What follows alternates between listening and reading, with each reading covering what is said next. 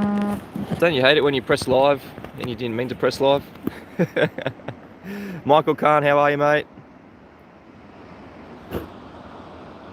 Harry Key, thanks for being here. Morning, everyone. Welcome to Flat Earth School. The school is around us 24/7 since the beginning of existence. I'm Mitchell from Australia. I'm not your teacher. I'm just a student, like the rest of us, learning about this beautiful natural world around us. I was hoping to see a sunrise today because the show is going to be about the sun.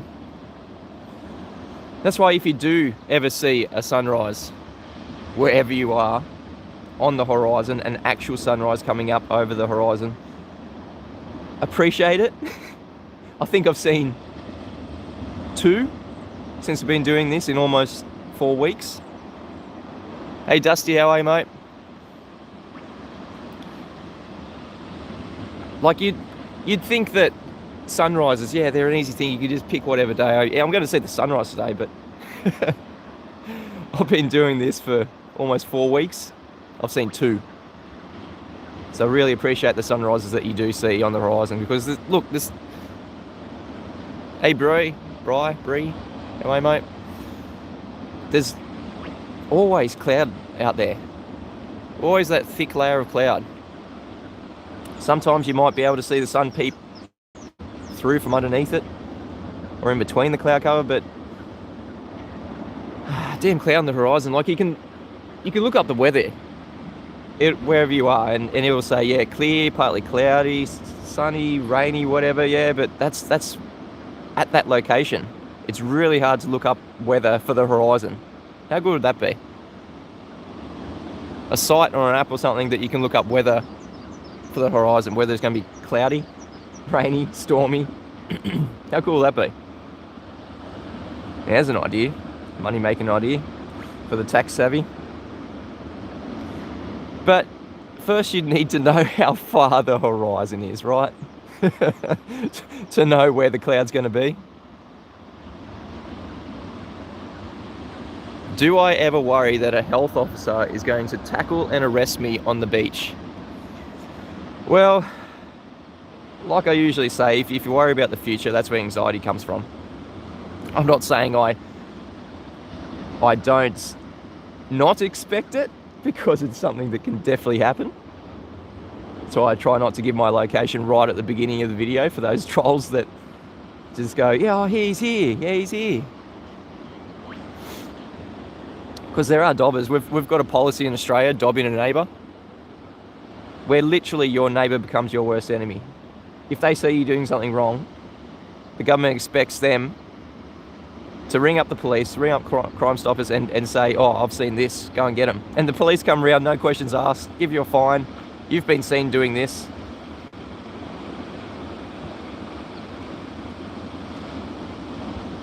So I don't really worry about it, but you'd be naive if you thought I wouldn't be getting hassled. Usually the people that we see out and about, hey Link, how are you, mate? Lincoln, another one of my awesome supporters. Good to see you, mate. Usually the people I see out and about in the mornings here are people that really don't agree with these lockdowns. They want to be outside, they want to be free. Doesn't everyone? But they're usually the people getting their exercise in early in the morning because they know they can. One of the exemptions for leaving your house is exercising. There was a limit on exercise in Sydney not too long ago. I think it was up to last week. You could only exercise for 1 hour. How the hell they police that? I don't know. I don't know if police put on their jogging shoes, go and follow people around exercising, timing them for an hour, and crash tackling them when it's over an hour. I doubt anyone's been pulled up for over an hour exercise, but yeah, now they changed it. Now you can do unlimited exercise. Tony Prez says, good day from Vancouver. Hey, Tony. Good day from Australia. KGB says, hello from South Carolina. Hey, mate.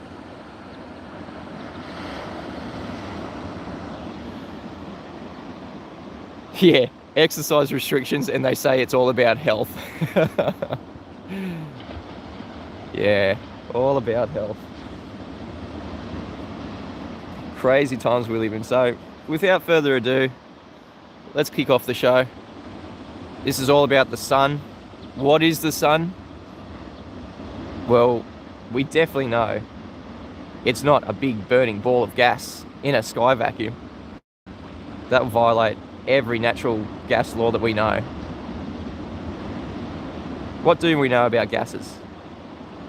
Well, they expand freely and rapidly to fill the available volume. And they get rid of that when people are lying, they like to get rid of the dirty little secret right at the beginning so they can forget about it. And so it's not as if they're overtly lying. They're actually telling you in the beginning. So space, they say it's space. The sun is made of gas, it's in space. Moving on, let's talk about the sun. Let's beg the question now that I've established that dirty little secret of gas being in space. Space being a volume for the gas to fill. Yeah, just show us gas not expanding into a volume, especially a vacuum. We get told that space is a vacuum of an immensely low vacuum. Nothing's a perfect vacuum. Vacuum's kind of one of those terms that is just a generalization. You can't actually ever achieve a perfect vacuum. Space is said to be 10, this is in torr, 10 to the negative 17 torr. Extremely low. All we can achieve here on Earth is 10 to the negative 6. So it is orders of magnitude greater. So it makes you wonder, begging the question for a second here of the moon landings, of things going to space, how the hell did they know it was going to work? They go and put people on the moon and it works first time. And they knew that capsule could withstand 10 to the negative 17 torr. How? It's not like they tested it in an environment here on Earth of 10 to the negative 17 torr in one of those vacuums. No. The best vacuum chamber that we have here on Earth, it's got like 2 meter thick walled concrete. I think it's more than that. It's indestructible, pretty much. It is thick concrete, thick reinforcing, massive thick walls. One of NASA's big laboratory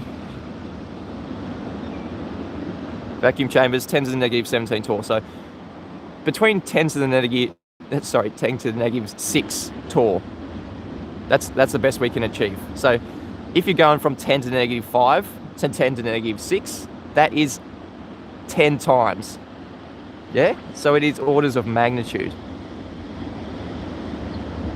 So if you're going, it's immensely more.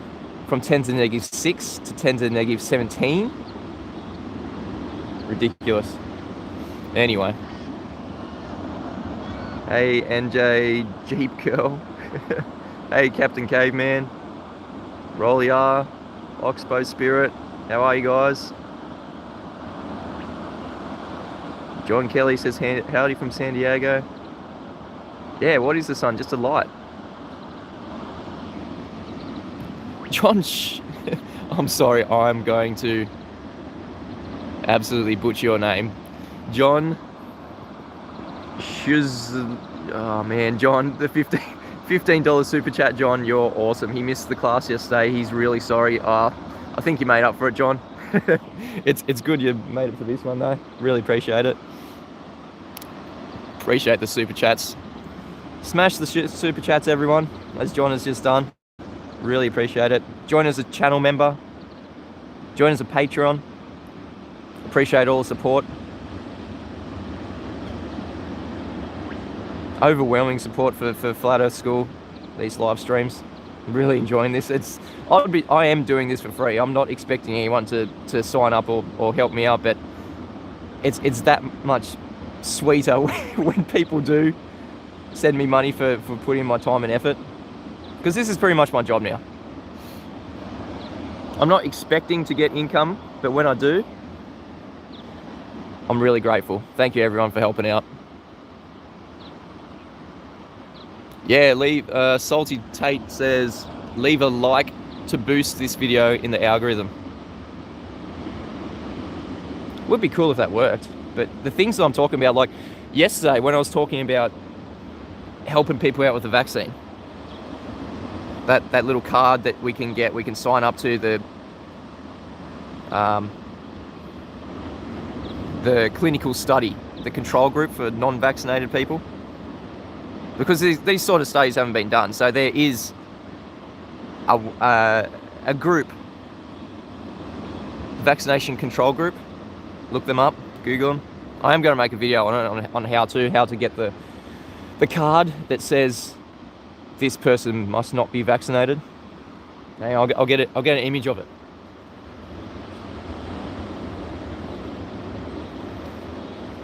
I'll have to get my iPad out, the screen sharing device. Yeah, so as I was saying, I was talking about those things yesterday, and I noticed that after the fact, like, yeah, there was like 60 people in the live stream, but after the fact, I usually get a few hundred, probably at least 500 views in the first 24 hours. And that was way down, it was like 200 or 300. So the YouTube algorithms are doing their job. They know when people are talking about things that goes against the status quo. But nevertheless, they need to be talked about. There's things that we can share, things that if I know something that I'm going to be sharing. Anyway, I'll get here we go. If you want one of these,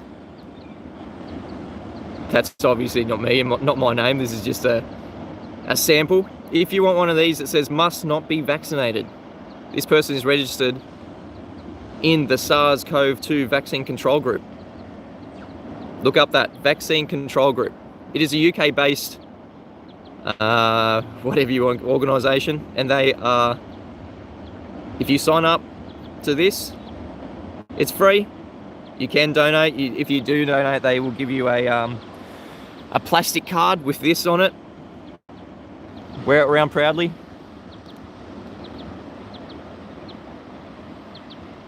Just a little bit of help for anyone. Email me at mitchellfromAustralia@gmail.com if you want the link, if you want information. Yeah, you can definitely ask your doctor for a mask or vaccine exemption. Snowbird says he got his easy. I've been to 3 different doctors. No. They've told me that the virus can kill me. Wearing a mask won't, apparently, so they're not going to give me an exemption. But here in New South Wales, all you need is a statutory declaration, something that you just make a statement. You can look it up online. You can get New South Wales statutory declaration. It is a statement of you saying that it is unsuitable for you to wear a mask. That's literally in the public health order. That is all you need right now, because they realise that it was totally illegal to make people do something without consent. So they had to put exemptions in. So there are exemptions for these things. You just have to read. They're not laws. They're definitely not laws. They've only been put in place because the government has emergency powers. Yeah, very, very different. There is a massive, massive lawsuit against different members of the Australian government.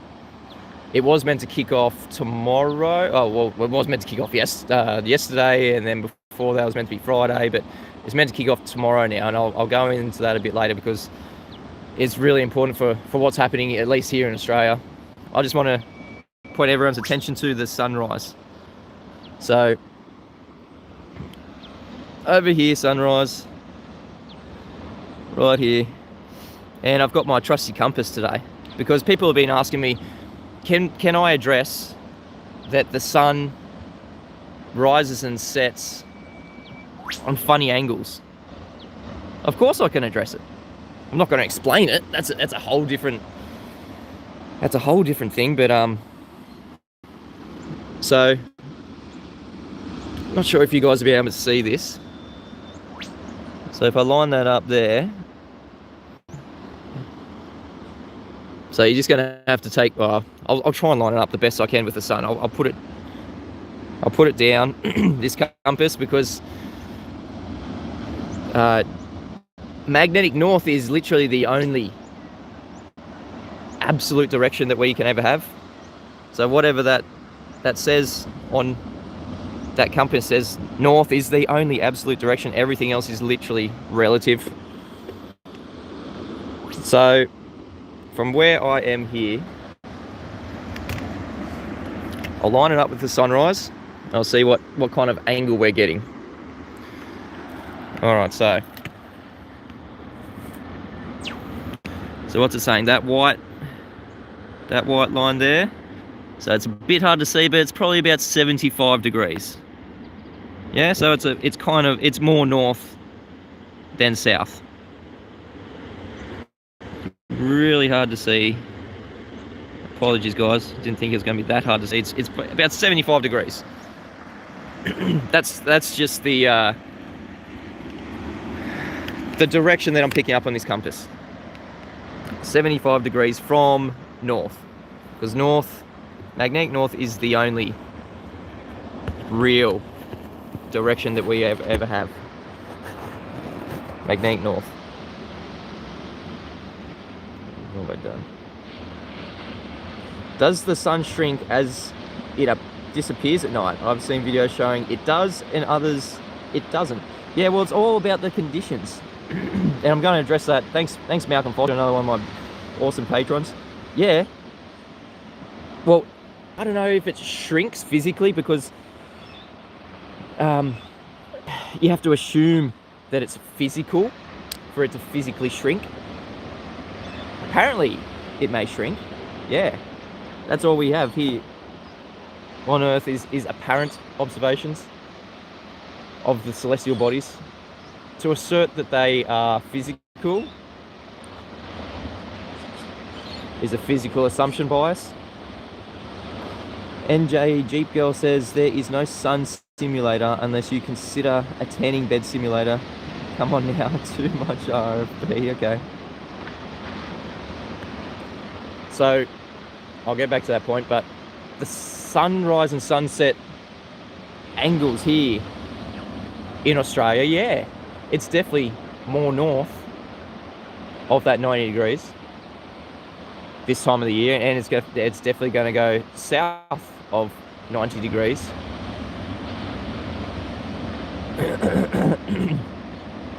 later in the year. I'm going to be here for most sunrises and sunsets. I'm definitely going to be here on what some would call the equinox. I know people like Wolfie 6020 asserts that the equinox absolutely the sun being at 90 degrees on the equinox absolutely proves the globe. It can only happen on a globe. Oh yeah. Well, you first have to prove the globe, don't you? Because yeah, it may happen. It may appear to be 90 degrees, but that's not on every location, is it? Because sunlight has to be parallel, has to be coming in parallel on your globe model. Yeah, that's so far from the truth. We never see sunlight coming in parallel. The only place on Earth that you're going to see the sun rising and setting at 90 degrees and 270 degrees directly east and west is on that imaginary line of the equator. All the equator is the halfway point between the sun's apparently furthest north position and apparently furthest south position of the year. And that's where the tropics come from. The sun is a derivative of the tropics and the equator. So the northern tropic, either Capricorn or Cancer, I can't remember. Not that it really matters, they're just arbitrary. They're not actual real points.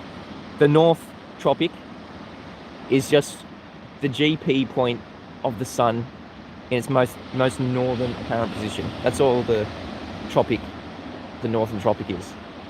The equator is just halfway between the northern tropic and the southern tropic. And the southern tropic is just the GP point of the sun, which is the geographical position, 90 degrees above your head. That's the key here, 90 degrees above your head, when it is in its most southern position, relative to the Earth, obviously. So that's the southern tropic and the northern tropic and the equator. So rather than lining up angles to the sun rising or setting, they actually get the derivative from lining up angles above your head, 90 degrees above your head. Not actually out to the horizon, because when we look out to the horizon, when we use this little compass here, the globe believers say that this compass tells lies to us. Isn't that ironic? The only true direction that we can assert is magnetic north with this compass. Where this compass points north, that is the only true direction. Everything else is relative. But the globe being the globe, the liars that they are, have to assert that this thing, when it points north, depending on your position on Earth, when they assert it's a globe, they have to say you have to account for magnetic declaration. I think here in Australia it's about, where I am here in Australia is about 8 or 9 degrees you have to account for. So you have to either add it on or subtract it from this absolute direction that we can get from a magnetic compass. It's farcical, isn't it?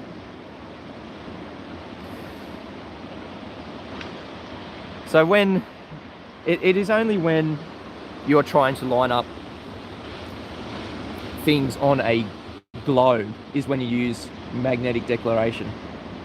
Because get this, down in Antarctica, out over in Antarctica, some places where you are looking at magnetic north in Antarctica, you have to account for 180 degrees magnetic declaration. So the compass is literally, we're getting told the compass is lying to us on the biggest on the biggest declaration possible. So when your compass points north in a place in Antarctica, it's actually right behind you, 180 degrees behind you.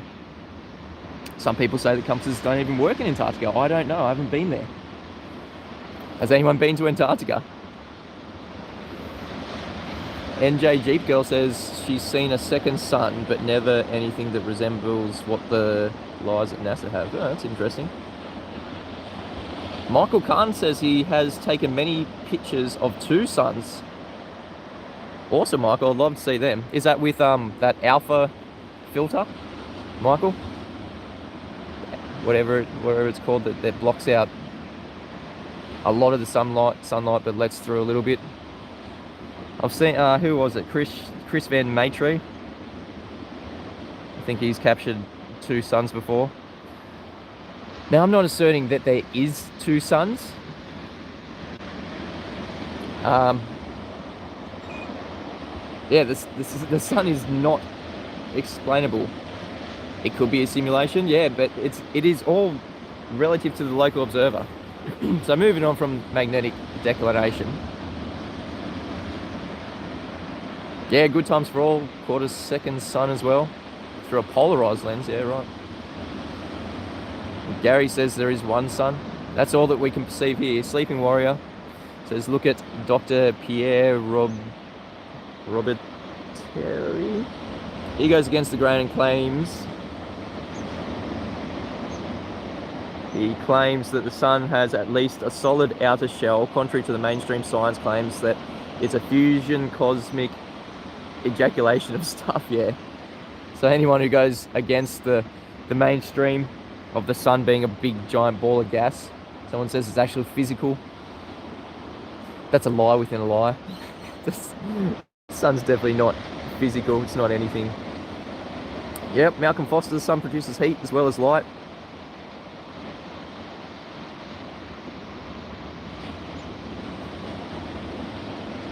Someone says, Cosmic Surf says Chris was hoaxing, but 2 and 3 suns have been seen. Yeah, 3. I've never seen an image of 3 suns.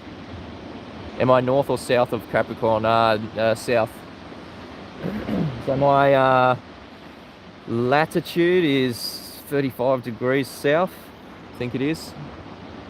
Sleeping Warrior says, also look into Eric Dollars and his research into the sun. He was blackballed for his research.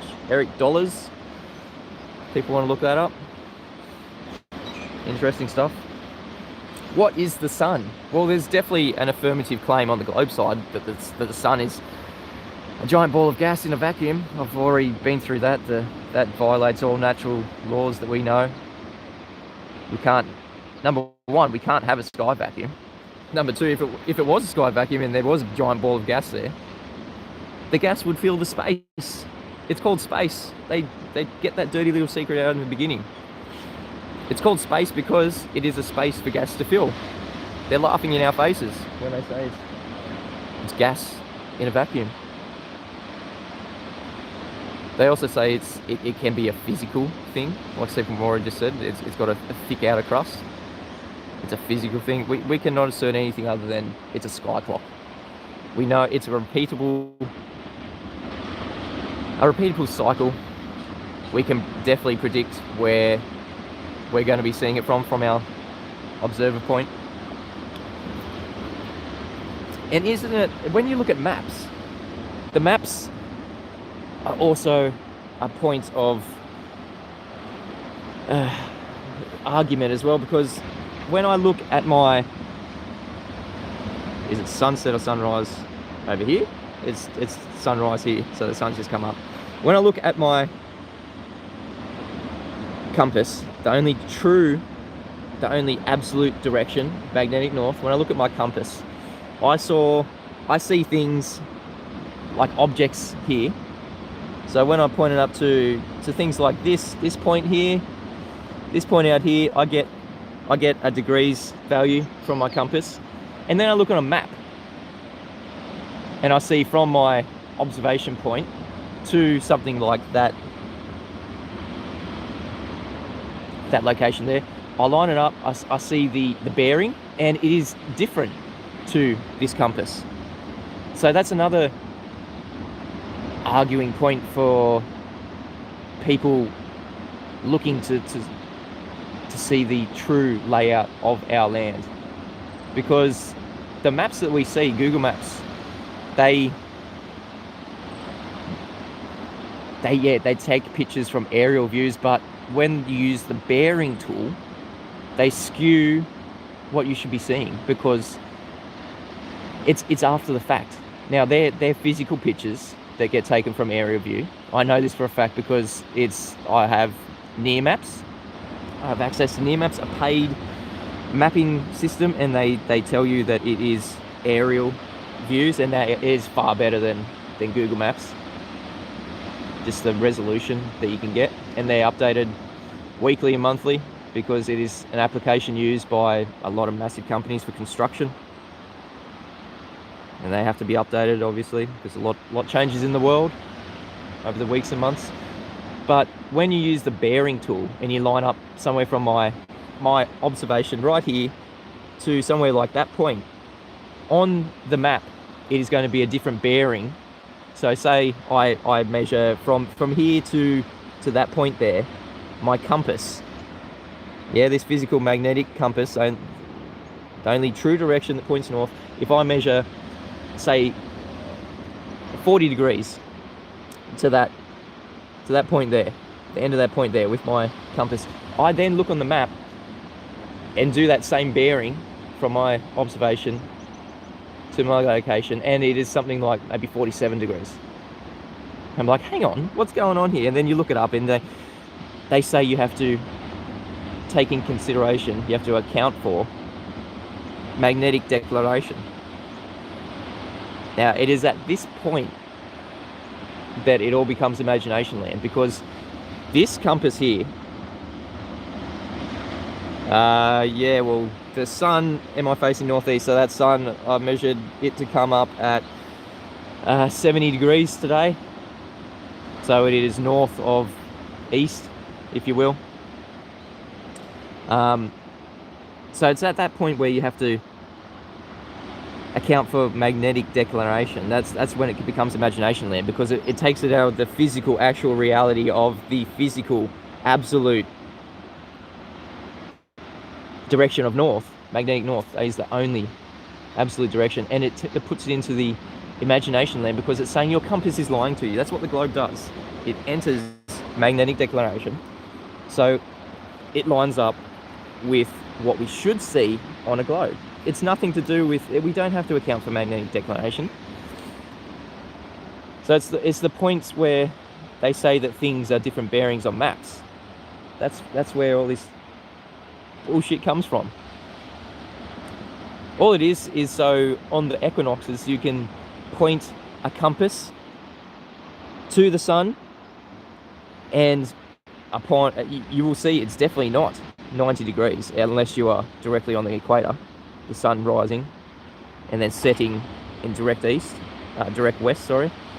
Everything rises in the east, sets in the west, every celestial body. And they say that in the equinoxes, yeah, the sun rises direct east, sets direct west. And they say because the sun's light is parallel, no matter where you are on Earth, you will see 90 degrees sunrise, 270 degrees sunset. Yeah, east and west, directly east and west, no matter where you are on Earth. And you line this up with your compass. And here I'm going to see probably about 83 degrees instead of 90 for sunrise. I'm going to be here doing it somewhere on the coast. I'm going to see the sunrise on the equinox, whatever day they say the equinox is, and I believe it's a day or two out sometimes. Because the equinox is just meant to be. They have bastardized the equinox so much. The equinox literally translate as equal night. Equinox, equal night. Yeah, so it's meant to be equal day and equal night. That's what an equinox is meant to be. But the globe model has bastardized it. They now say that it is when the sun rises direct east, 90 degrees, and sets direct west, 270 degrees, on that day. Yeah, so you'll never see that, except if you are on the equator, which is that imaginary point exactly halfway between the Tropic of Cancer and the Tropic of Capricorn, exactly halfway. It is just all relative. It is all based, the derivatives are all based on the sun's geographical position, GP point, the point where it's 90 degrees above your head. So on the equinox, yeah, you're going to see the sun rising at 90 degrees on the equator. But where I am, I'm going to see probably about 83 degrees, and I have to account for about 7 degrees magnetic declination. So Sleeping Warrior says, Mitchell, read this. Magnetic declination is the bad aid for why the southern rotation point isn't 180 degrees for you guys down under, but it should be on a globe. Yep. It's the band-aid for the southern rotation point. Possibly. Yeah, that's a good point. Sleeping Warrior. I'll have to, I don't think I've actually got my compass out at night and lined up where south is.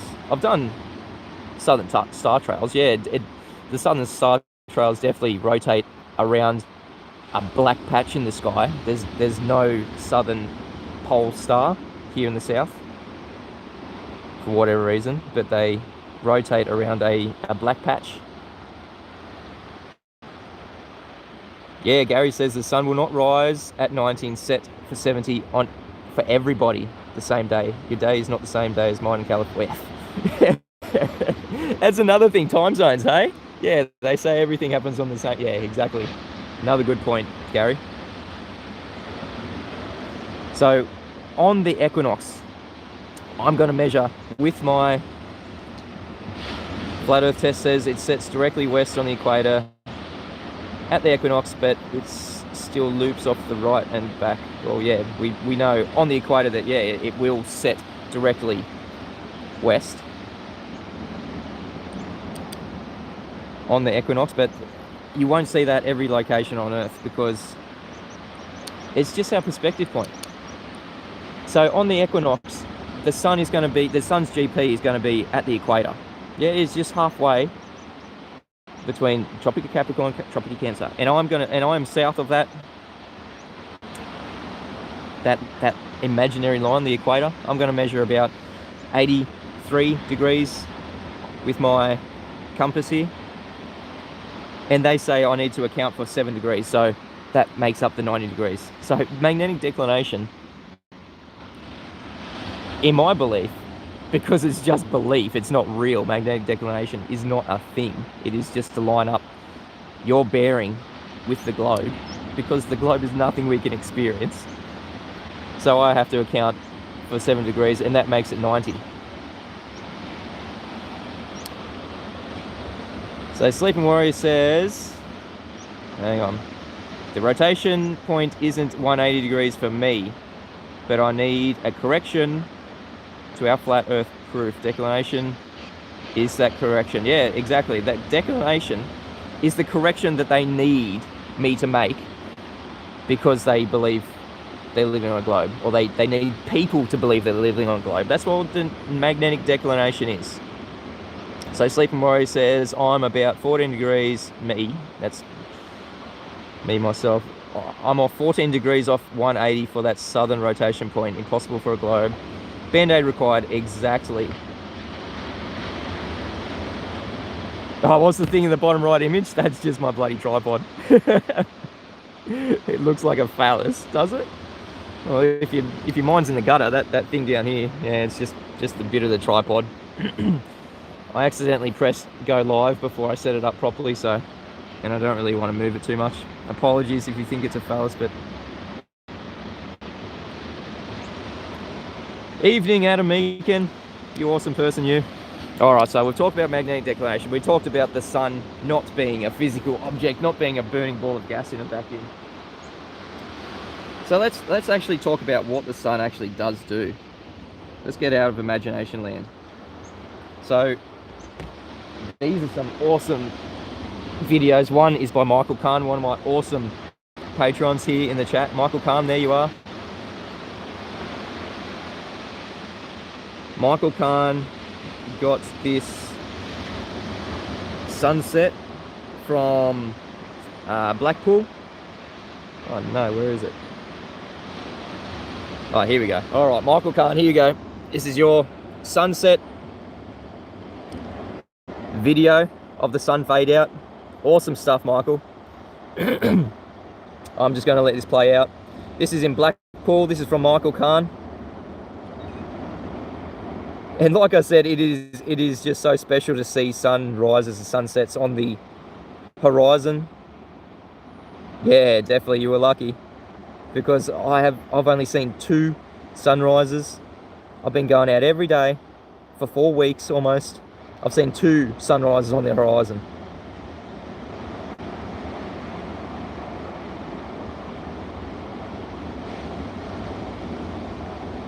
So this is cool footage, Michael Kahn. I've only ever seen in my life 1 sunset over the horizon, because here on the east coast you can't really see anything west other than land and mountains for me. I've been to Tasmania once, many years ago.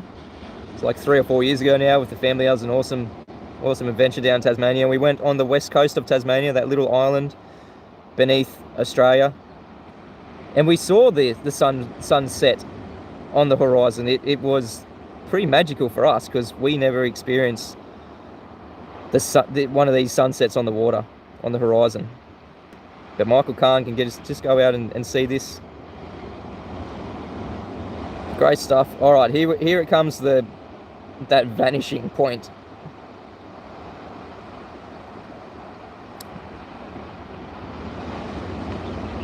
Hope you guys enjoy this, because this is one of the first videos I've seen other than a drone. So was this on P900, Michael? I think I asked you this before, but just to confirm it. This is one of the first sunset fade outs that I've seen on an actual camera other than a drone. And this is just about going to be the point where we see the sun fade out. So it's setting, and just about, there we go. Where did it go? It just faded out. Awesome stuff, Michael. Love it. Everyone just subscribe to Michael Khan in the chat here, one of my awesome patrons. He does have a wrench because he's in pretty much every single one of my live streams. You're an awesome bloke, mate. And the first time that I actually saw a sun fade out was from DITRH, and that's from a drone. So this is one of DITRH's videos. Subscribe to DITRH, David Weiss, deep inside the rabbit hole. He sees many of these observations of the sun fade out. The sun is just fading out. Didn't even set. DITRH is awesome, says Sleeping Warrior. Yep. Cool stuff like this. Cool observations like this that really make you wonder what the sun is. Is it a burning ball of gas 93 million miles away? Nah.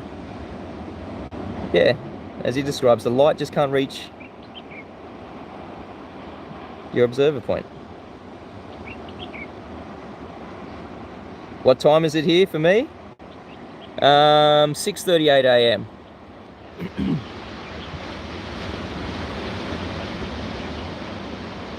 DITRH is a master debater. He's running out of Globers to speak with. He is a busy man. He does up to like 5 or 6 interviews per day. He is a busy man. I'm going to get him on one of these live streams one day. He'll be my special guest. One day. I haven't asked him yet. Doubt he'd turn me down. It must be hard to come up with original content to talk about when you do that many interviews. You must have it down set pretty well. If you've seen all of DITRH's interviews, you would be a massive DITRH fanboy. I'd be very impressed if you've seen every single one of his interviews.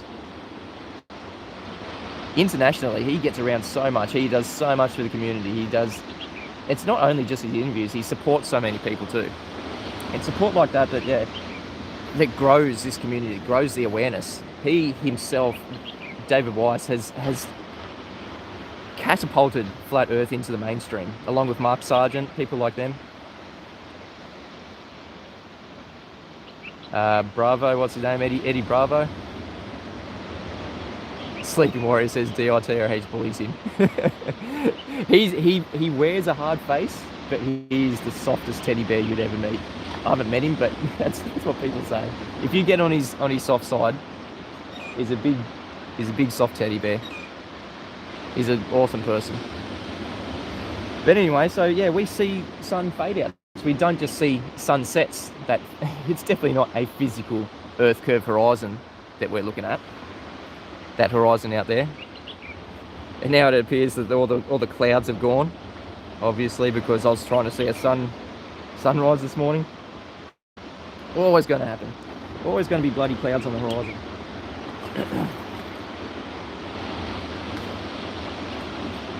Yeah, it's frustrating, but yeah, when you see a sunset or sunrise on the horizon, an actual sunrise or sunset on the horizon, it is a magical thing because it's not there every day for everyone. Sometimes it's raining, sometimes it's windy, sometimes most of the times here there's been cloud on the horizon. Yeah, it's frustrating, but what do you do? It's just the world that we live in. Like I said, someone needs to make an app to see if there's going to be cloud on the horizon for someone's given location. Because you can look up the weather where you are, but that's the weather above your head pretty much, above the location. And that's pretty accurate, yeah. They can say it's going to be clear skies, but out of the horizon, you have no idea if there's going to be cloud cover. That's an app idea. But there's one problem. Where's the horizon? In order to say if there's going to be something at the horizon, you need to know where the horizon is. You need to be able to put a flag at the horizon and go, yeah, this is the horizon. There's going to be some cloud cover above there. You're not going to be able to see a sunrise today. What is the horizon? Well, it's definitely not physical Earth curvature. Remember the black swan? I've done my own black swan observations. The Australian black swan. Look at my channel. The #1 globe killer. The Australian black swan. And the original black swan from BMLSB 69. Yeah, seeing a horizon 10 miles in the distance. From a 1 foot observer height, amazing, amazing observation from BMLSB 69. Go and subscribe to him today. Yeah, the Horizon app, that would be good, wouldn't it? Gary says he's lucky. He has 5 family members who are flat earthers. 2 are private pilots. Yeah, nice. They all became flat earthers independent of each other. Oh, that must be awesome to all meet up at family events and talk about flat earth. That would be so cool. Salty says Australian black swan was great. We need a whole flock of them. Yeah, there's definitely more than just one. Bogan says it's getting dark here, 65 degrees north. All right, back to the bendy clouds.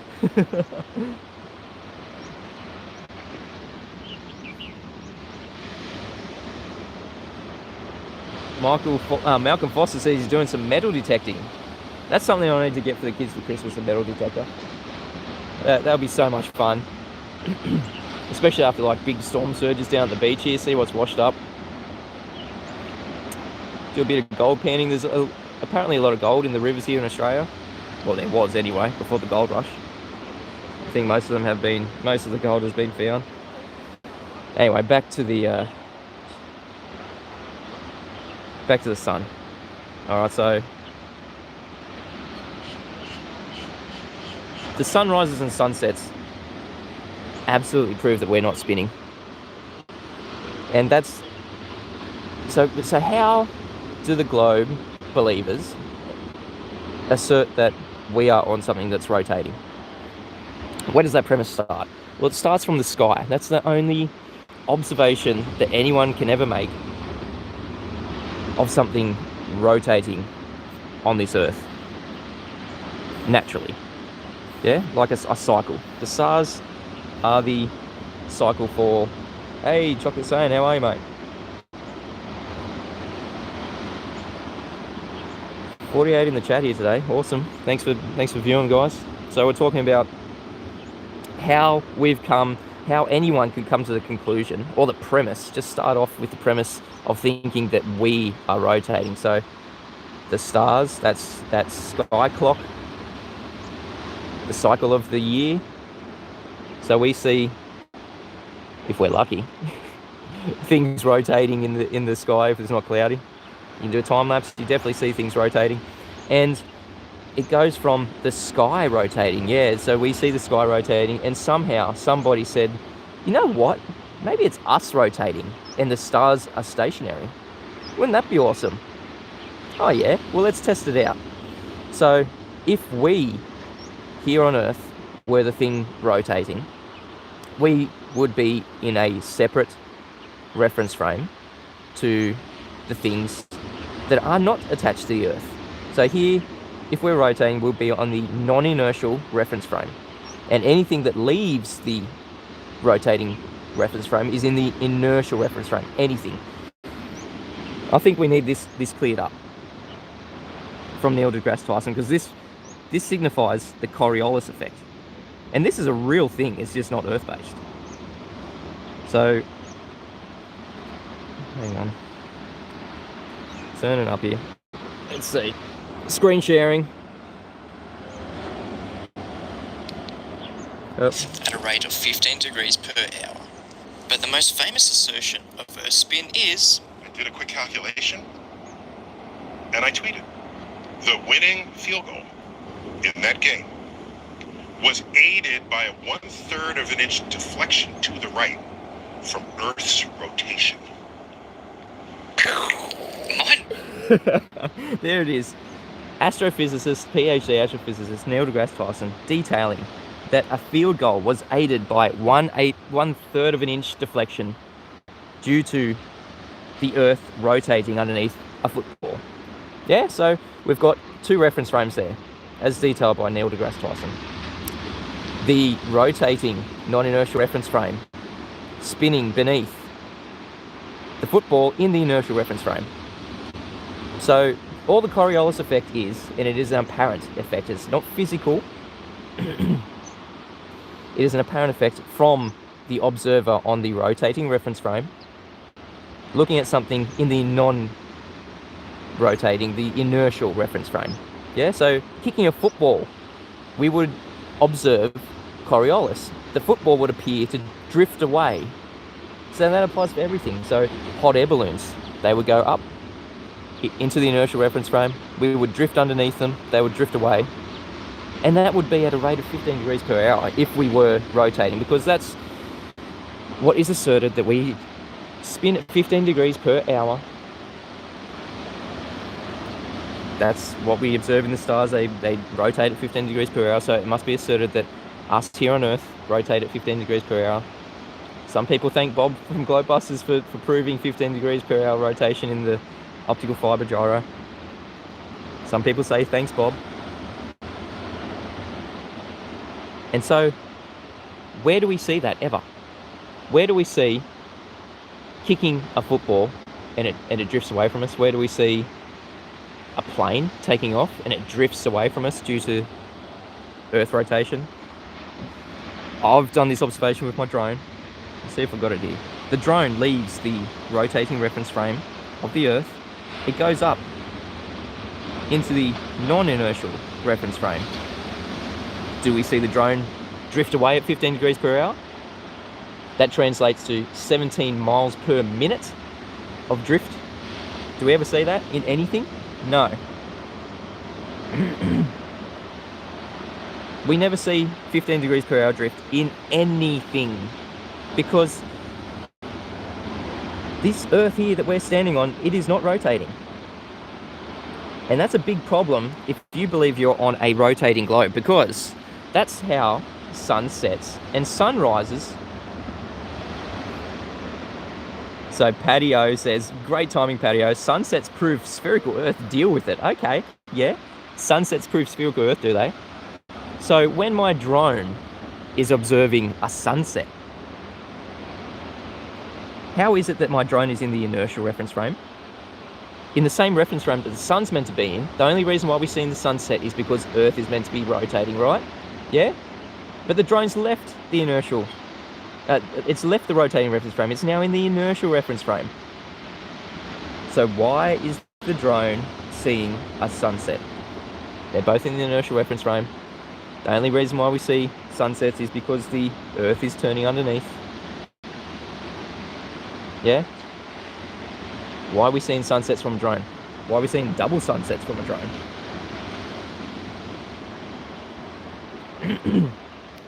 I'll put this video up. This is one of my observations here of a double sunset. Put it in this video to address to. That's my drone. I left my drone hovering for 30 minutes. Should have been about 7 degrees drift in 30 minutes, because that's 15 degrees per hour, 7.5 degrees drift. Didn't drift at all. So these are images from drones of sunsets. Quite amazing if you think you're living on a rotating reference frame. Well, that's the moon there. The moon also proves that we're not rotating. That was stars, you can't really see it there. So these are star trails. It's a bit hard with the glare. There's the moon rotating, moving. So this is one of my sunsets. And this is going to be a double sunset. How can we see a double sunset from a drone if the only way the sun appears to move is because the Earth is moving? The drone has left the rotating reference frame into the inertial reference frame. The drone viewing the sun should never move if it's really the Earth moving and not the sky moving. So the sun has set for my drone goes up and it sees the sun again. The sun continues to move away because it is the sun moving, not the Earth moving. Drone goes up again, see the sun again. How can we see multiple sunsets on something that is meant to be rotating? There is no Coriolis ever observed, well, Earth-based Coriolis ever observed here on Earth. It is just a fundamental fact. So whoever made, as a patio furniture, whoever made that assertion that sunsets and sunrises prove the globe, the spinning globe, it doesn't deal with it, mate. We never see Coriolis, Earth-based Coriolis effect. Just not something we observe. So sunrises and sunsets absolutely prove that we are not rotating. And this image right here, droning on about sunsets. Good pun there, Bogan. If you want to take that further and say that we should, this is where you become an anti-flat earther. If you want to continue this conversation and say, like Simon Dan did famously, you and your reference frames are ruined because, here we go. Straight from the horse's mouth, here we go. Screen sharing again. You and your reference frames have been ruined. You and your reference frames have been ruined, says Simon Dan. Anti-flat earther Simon Dan. He's talking to you globers. He's not talking to us flat earthers. We don't assert that we have two reference frames. That is a globe claim. So if you're a glober or anti-flat earther, you and your reference frames have been ruined. There are no two reference frames, as detailed by Simon Dan, anti-flat earther Simon Dan. Anti-flat earthers love to throw their globe model under the bus. They don't care if they're destroying their globe model. All they care about is going against a flat earth argument. So our argument would be, if the Earth was rotating, anything leaving the rotating Earth, we would see Coriolis effect. Two reference frames, yeah? That's our argument, that's what we would see. And Simon Dan comes along and goes, I'm going against that flat Earth notion. Don't worry about what I should be seeing on my globe, on a rotating globe. I should be seeing two reference frames. And he tells us that our reference frames are ruined. Unwittingly throwing his globe model under the bus. That's what an anti-flat earther is. They don't believe in the globe. They don't have the globe model. They just have anti-flat earth arguments. And also, this is probably my favourite thing to talk about when people, anti-flat earthers, globe believers say, well, the drone is just maintaining angular momentum. Oh yeah, angular momentum, you say. Well, you're going to need a radius for that. What's angular momentum measured in? Radians. Yeah, you need a radius. Something that's been absolutely debunked by the Black Swan. No radius, no angular momentum. Something's not going to be keeping lockstep with something if it hasn't got a radius value, R value, angular momentum. It's simple stuff. We do not have a radius. We do not have a spinning reference frame. We only have reality here. We see the horizon. It's not physical. That's asserted now by the globe believers after seeing the Black Swan. At best, all you've done is disprove the radius value. Nobody ever has claimed that the horizon is a physical Earth curvature. Apparently, that's what we get told now. Yeah, welcome to Flat Earth. There are our claims. Adam Meakin says, angular momentum only applies to the rotating object, not anything that leaves it. Absolutely, Adam. When you leave that rotating object, you do not have angular momentum. Nothing is being made, you are not attached to it. When a drone leaves something like a roundabout, I've done this observation before, I don't think I've got the video with me, but when a drone leaves a roundabout that's spinning, it goes up. It doesn't keep going around with the roundabout, does it? That's Coriolis. If we've got a camera, which I did, I had a camera on the rotating reference frame of the roundabout. The drone went up, to the camera's view, it looked like the drone was coming towards it, going away. It was drifting away. Yeah, that's the Coriolis effect. Observation of it. It is from the rotating reference frame of something that left the rotating reference frame in the inertial reference frame. It is the drift that we see. So when people say that we should not see the drone drift away, yeah, We shouldn't, because we're not rotating. Yeah? And also, when the drone just goes up, when I push my up stick on the drone, if it was somehow, after knowing all this, if it was somehow keeping angular momentum, which is impossible with something that's left the rotating reference frame, if it was just keeping lockstep with the ground, rotating, when I push my up stick, that drone is actually covering a greater distance. It's got a greater circumference that now has to travel. So somehow the drone's speeding up. It's already going at over 1,000 miles an hour to keep up with the rotating reference frame beneath it. But it has to actually speed up to keep up with that same point on the earth beneath it. When I push my up stick, it's got a greater circumference, and that is in violation of the first law of thermodynamics. Yeah? Energy cannot be created or destroyed. It is creating energy from that. Don't ask me what energy is, Dr. John, please. Energy may not be a real thing. It's all movement. But anyway, first law of thermodynamics describes that energy cannot be created nor destroyed. How are we creating that energy when the drone just goes up? It has to cover a greater distance. It has to create energy to stay lockstep. No, we don't have to make up imagination land things. All we see is the drone go up. It's not drifting away. The earth is not rotating underneath us. Absolutely debunks it. Sunsets, sunrises, star trails. I love talking about southern star trails because they absolutely debunk the spinning, rotating globe Earth. Because I've seen star trails from my drone. How's that possible? When it is meant to be the stars stationary and the Earth moving. Yeah? Impossible. And then when the drone comes back down as well, it's destroying that energy that it's just created. So that's another violation of the first law of thermodynamics. You can't have these things, Globers. I'm sorry. And I challenge anyone to prove these things wrong.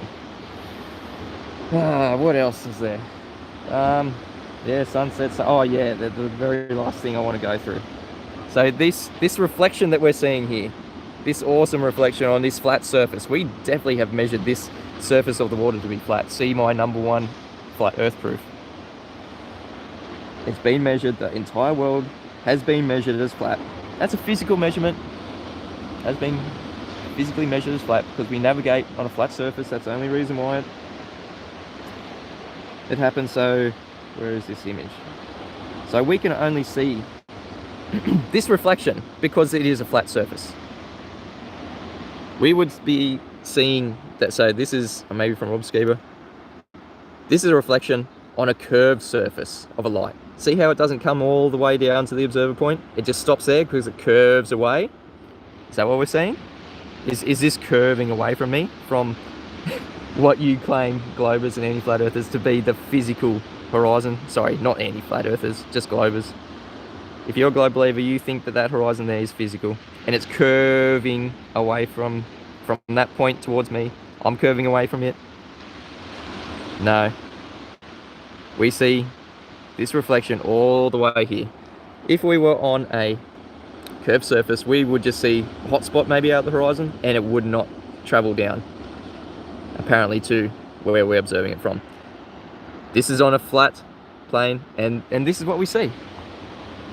The sun absolutely proves it is a flat earth proof. What we observe in the sun is a flat earth proof.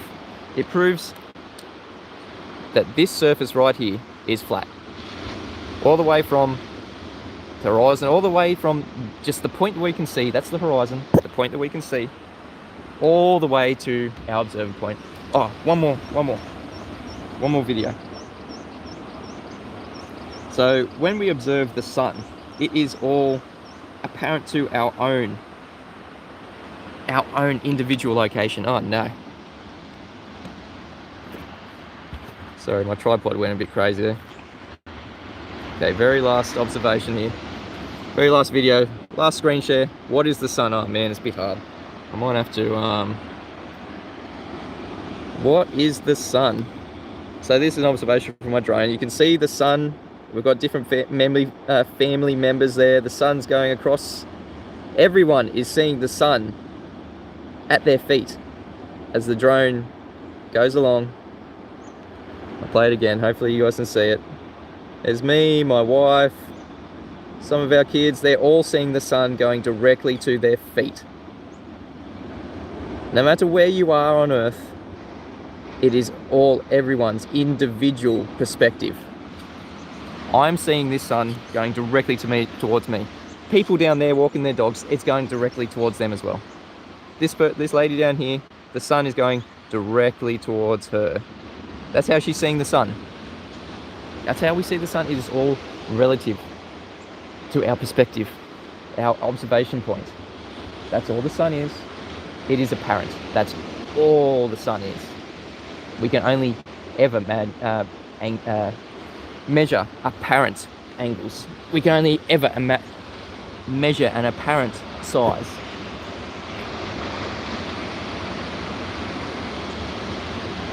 Yeah, Adam, yeah, it's a great shot. It'll be better if I could actually screen share. I've only got my mobile here. But the iPad's just going to have to do for now. Unfortunately, we didn't see a sunrise today. I'm going to try and get one during the week. Thank you everyone for being here in the chat, for joining me on Flat Earth School, episode number 16. Burning through them now. Going to be out here every day doing these sorts of observations, showing you your Flat Earth School around you. I'm not a teacher, I'm just a student like you guys. Hope everyone's enjoying this Flat Earth School. It is around us 24/7 since the beginning of existence. If you like my work, please consider being a Patron. Please smash the super chat. Join as a channel member on my YouTube channel. Any bit of support is much appreciated. Because the reason why I'm doing this at the moment is I'm unemployed. This is my job now. I'm loving my job for the first time in my life. I love my job. This is my job now. Making YouTube live streams, making videos about our Flat Earth School. It's awesome. But I'm basically doing it for free. If you guys like my work, if you like to see me do some more so I don't have to go and get a slave job, not that that's really a possibility at the moment because I'm not wearing a mask, not getting the vaccine, all that bullshit. That's just the hard road that I've chosen. I'm not expecting people to support me. I'm not expecting all these viewers in the live stream. Got up to 60 just before. $15 super chat from people, that's awesome. Got 16 awesome patrons. You know what, I'm going to shout out my patrons because you guys are awesome. Wouldn't be enjoying it so much without you guys helping me out. So I got Dale Bourne, John Furr, Dusty Ryder, Chris, Tristan Trickers, Will Brax, Ronald Jurek, BMLSB69, John Schwartz, Brian Leakey, Alec One Show, Michael Kahn, Malcolm Foster, Angie S, Dawn Judds, Paul on the Plane. You guys are awesome. Thank you so much for supporting me. Please consider supporting me if you like my work. I'm going to be out here regardless, every day doing this. It's been so much fun. Trying to catch another sunrise. At this time, I'm not going to be catching sunsets, but it's not really in my area, it's a bit hard to see sunsets. There's probably one location I might try and get a sunset from. I might do a live stream of the sunset. Everyone get the Sun Moon Zodiac Clock app. DITOH has made an app, just a visual thing of how the flat Earth could work. I don't subscribe to the AE model, but it is great visualization for new people coming in. Please look it up on your provider, like either the Google Play Store or the iApp Play Store, whatever they're called. You know where you get your apps from. Sun, Moon, and Zodiac Clock app. It is awesome. It has daily videos out. It's even got, that's one thing I haven't mentioned, the Flat Earth Friend Finder. Oh, thank you, Liz, the Iron Maiden. You are awesome. Sends me some money. Say hello. Resident Felon. This is your job now. Thanks a lot, mate. You guys are awesome. Sorry I didn't see the super chat earlier. I was just... It's a bit hard to do two things at once. Can I explain to us my model? Isaac says, can I explain to us my model? The thing is, Isaac, I don't have a model. Models are when it gets into imagination land. Model is not something that we live on. What a real model is, So you're talking about like a physical model, like the globe, where we hold it, we spin it around, we see what happens. Yeah, that's just a toy model. Flat earthers don't have a toy model. We don't have a scientific model, neither does the globe. There is no scientific model. It has to be first put through. A valid hypothesis needs to be created for something like that. It's not possible. It has to be tested, has to be put through experimentation, and then that's where models come from. Scientific models come from after the experiment has happened in the scientific method. So if it's a scientific model you're after, the globe definitely doesn't have one. And us flat earthers don't claim to have one. Yeah, some people like to say that AE model is a flat earth model.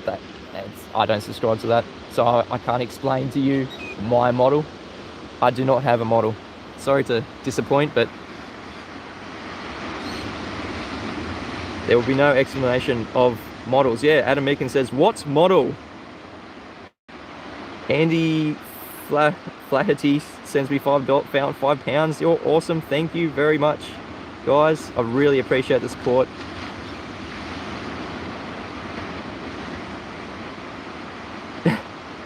Sleeping Warrior says, can I give my tripod an affectionate stroke for me? That's a dig at this little bit down the bottom looking like a phallus. No, definitely not stroking my tripod. Get your mind out of the gutter, Sleeping Warrior. Yeah, so back to the model. We don't have a model. We definitely don't claim a scientific model. If you do claim a scientific model, that'll be pseudoscience. On both sides, on the flat earth side and on the globe side. You need first a valid hypothesis, and then the hypothesis test, which is experiment, and then the scientific model comes after those things. That's just the standard that we have, the empirical standard. If you're talking about a toy model or like a computer model, that's not reality. Yeah, there's things wrong with the AE model. Number one being, it's a globe projection. A lot of people don't know that. The AE map, the azimuthal equidistant map that some people use as a flat earth map, it's a globe projection. Probably the biggest thing wrong with it. And yeah, it doesn't line up with reality. I use reality. I don't have a model. Who needs a model when we have reality? Yeah? Who needs a toy model to go, yeah, this is where I live, I'm going to play around with this? No, I go outside. I play around with observations, physical reality. That's what science is. It deals exclusively with the physical and natural world. That's what science is. That's all it ever has been. That's all it ever will be. A method of inquiry that deals with the physical and natural world. And if you're claiming you have science, but not following the scientific method, that is pseudoscience. Okay, simple and plain. That's just the definition of pseudoscience. Science doesn't talk. Science doesn't say things. Science definitely proves things. It's a method, an empirical method of proving your hypothesis, which is the cause and effect. I'm going to have a class on science. I'll probably get someone like Quantum Eraser in. He's most of my science understanding has come from him.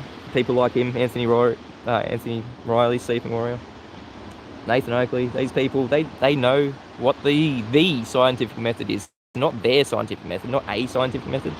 The one and only scientific method. Oh, I got to wrap this up, guys. Thank you everyone for supporting me.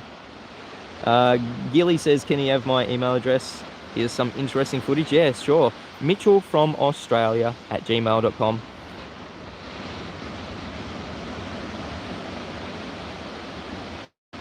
See you, Malcolm. I'm going to end my live stream now too. Got a busy day planned with the family. Another thing is for this, now that I'm unemployed, I've got so much more time to not only do these YouTube videos, but to spend time with my family. We homeschool. If you want information on homeschool, email me, mitchellfromaustralia at gmail.com. I've got so much information I can share with you. If you're in Australia and you want to be homeschooling, please email me, mitchellfromaustralia at gmail.com. Because homeschooling is the best. I said it yesterday. This is what we do. So we have 3 kids at the moment homeschooling, 3 of our 5 kids homeschooling. They do a maximum of 2 hours a day bookwork. So that's our eldest, he's in year 6, about to go to high school, 2 hours a day, 3 days a week. That's all the book work that they are required to do. And it's up to them. They can do more if they feel like it. They can do a bit less. 2 hours a day, 3 days a week, max. And then you've got 4 days a week to go out into our beautiful natural world and continue your homeschooling, because it is not just at home. Homeschooling isn't exclusively for home. Homeschooling is literally just not being at school, not being in the jail. Like here in Australia, they've literally put up big spiky fences around their schools. We drive past it and it looks like those kids are trapped in there. Those poor kids. I was one of them. Some of my children were one of them. Our daughter, she's just started kindergarten. She never will experience what it's like to be trapped inside that big, bloody 8-foot high spiky fence school. She's never going to experience that. Anyway, homeschooling. And it's eight weeks a term. So it's not... It is awesome. And then you've got so much time to go out to the beach, learn about your physical and natural world, go on some walks, get into nature, see the wildflowers. Spring is sprung here in Australia. There's so many wildflowers. We've been getting out, doing some awesome walks around our local area, seeing the wildflowers, seeing nature. That's where you really experience and learn your world around you. You don't need to be in imagination land. Anyway, email me, mitchellfromAustralia@gmail.com if you're interested in homeschooling. I've got kindergarten, year 1, year 2, year 5, year 6 courses. I can hook you guys up. It's kind of expensive, but I've got those courses. They can be reused year after year. Just something to consider, guys. Anyway, if you feel like the world turns on you, turn to Flat Earth School. It is around us 24/7 since the beginning of existence. I've been Mitchell from Australia, a student just like you guys. I'm going to end the live stream now. Thank you everyone for the super chats. Thank you for my patrons. Thank you for the viewers. Just being here, just chilling, watching the sunrise, talking about Flat Earth. Until tomorrow, this has been Flat Earth School. Have a great evening, have a great morning, have a great afternoon, wherever you are. See you guys.